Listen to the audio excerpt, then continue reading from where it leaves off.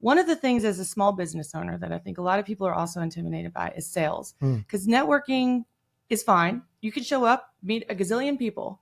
The question is, does it turn into a sale? So with you having done like sales for newspapers, was that a skill that you had to learn?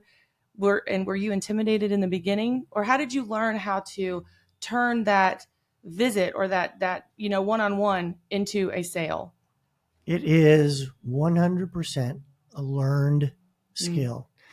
You can be Mr. or Mrs. Personality, but if you don't have the skills on knowing what to say, how to say it, when to be quiet, when to speak up, you're going to have a really tough time. I am by my nature an introvert. So in my occupation, I'm what's called an occupational extrovert. and that was what training teaches you, to go out. When you make cold calls, you know that it's going to take you at least 10 to get a yes. And it all turns into a numbers game after that. And some people are cut out for it, some aren't. And when you're in small business, when you hang that shingle, right, you forget that you have to do sales. You can't just do the books. You can't just do the services. You got to do sales, because that's what puts money in your cash register. And that's where the Chamber of Commerce can help you out, because we believe in helping people get together with people. And when that happens, good things happen. That's why I've been doing this for 30 years. I love to see businesses come together as a result of something that we have, and they all of a sudden are starting to do business with other people. That's cool stuff. It is. And you can have the best idea in the whole wide world, but it doesn't matter if you're not selling it, if you're trying to do it as a business.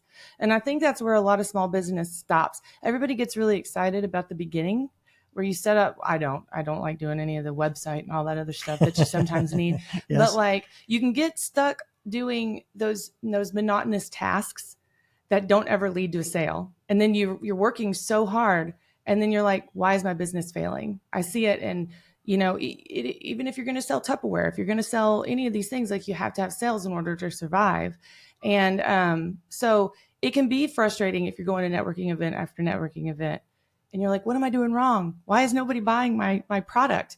So what do you tell people in the midst of something like that when they get discouraged? What would you tell them to do next? How would you guide them? Well, it always comes back to follow your passion.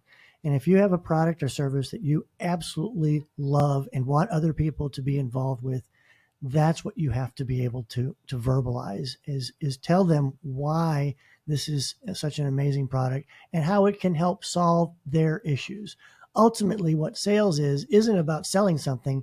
It's about helping solve somebody who has a challenge or a problem with what you have, whether it's a product or a service. And as long as you keep it in that kind of a vernacular, you're helping people solve their problems. It's not really selling. Yeah, it feels like it can. Well, I guess when you go into a place and you're not sure what to say, that's the other thing. True. And I've seen people stand there and shaking, just talking in front of people for 30 seconds. Mm-hmm. And it can be very intimidating. So you can have all these ideas in your head, but it's like, how do you verbalize them, and how do you get that point across? Why someone else might need your product? And I mean, I've gone through it myself. Everything I do is sales. So I'm a real estate agent. That's all sales. And you're having to constantly change. Like, real estate right now is hard because it's like we're in a totally different market than we were in a couple of years ago. Very true. And I've heard something I heard today was, I was listening to a podcast, and it was basically going through the pandemic for real estate purposes. All you had to do was like put a sign in the yard and you would get like 100 offers. But now we're in a skills-based market where, as a real estate agent, you have to really improve your skills, and that's improving your sales and improving getting out there, cold calling and doing those kinds of things. Right. And that's intimidating. But it's like, I'm going through it myself, and it's like, you have to always learn that new thing, get that new way. It could be going so well, and then all of a sudden it's like something happens that changes it. It happened in 2020. It's like everybody's going along, and then we have a pandemic that changes the entire real estate market. True. Now it's like we're coming back out of that. And so it's fascinating it takes so much perseverance to be a small business owner, right? Just to keep on going every single day. See, one of the things that a lot of us forget about is we need to be good listeners, and we need to ask questions, because there is a depth of information to be gained by asking questions and listening to prospects, listening to customers. And, it's the old adage, you have two ears and one mouth, so you should be listening twice as much as you talk. Well, that's the way it is with a lot of small business. They want to talk about the features and benefits. Oh my God, this is so awesome. You're not going to believe it.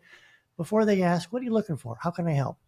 Right. And you're selling them a product that they don't need. Or they may not know they need if you don't find out what that need is, right? That's true. That's very, very and it's true. the same thing with a house. You have to listen to what your customers are looking for. Mm-hmm. You don't want to take them to 15 houses if it's not in their wheelhouse for what they're looking for. That's right. Yeah. And it's definitely a skill. What about follow-up is another one. Do you see that people struggle with that in business?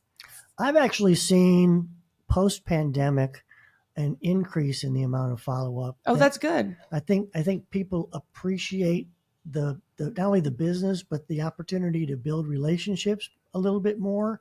And so I think a natural extension of that is the follow-up. And it's more anecdotally than anything else. But I really feel like, and people are using technology to their advantage. Mm-hmm. I mean, I can't tell you the number of times after I've stayed at a hotel or eaten at a restaurant that I get the survey request. Well, to me, that's follow-up. That means that, I didn't just come in for a meal or put my head on a pillow. They really want to know whether or not it was a good stay. And if you begin to aggregate those survey results, it does help you market your product or service even better.